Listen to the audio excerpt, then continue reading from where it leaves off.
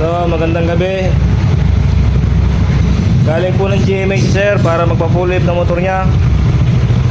Ito po ang ating output after ng full wave. Saan natin ang kuryente.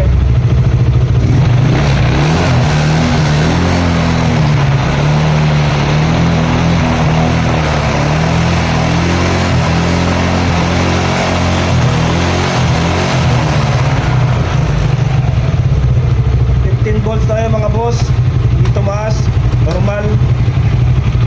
Regulator na ginagamit natin, ganun pa rin. Lihwa. Okay. Next na. Sama sa vlog boss. Kasama sa vlog. Hindi sumama. Sir, magandang gabi na po. Ano pong masasabi sa trabaho ni San Pedro Full Waver, sir?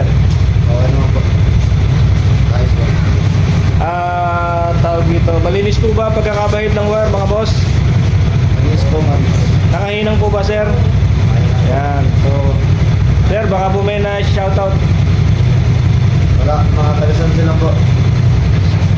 Yan, so shoutout sa kanila, taga GMA sila, bumaba sila dito sa Landayan, San Pedro, Laguna para ipaayos yung kanilang wiring sa motor. Kasi ang issue nito, nakaputol dilaw. Ngayon, tama po ba boss, nahagok po? Nahagok po. Yan, nahagok daw. Pagka nagra-ride sila, umahagok na. Ibig sabihin, sala po ang kuryente sa kanyang CDI. So, itinama natin, malalaman natin sa kanila kung hahagok pa. Pero I doubt, nahahagok pa yan. Kasi sa dami na unang nagawa natin ng ganyan, wala akong humagok. So, boss, kiss mo sa inyo. Wala po, wala. Yan, kiss sa inyo. Paalam na ako. Ito, tinatapos na lang itong isa. Uy, budol!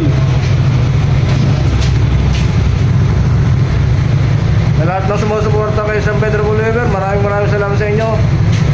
God bless po sa lahat. Ba't mo yung umusama?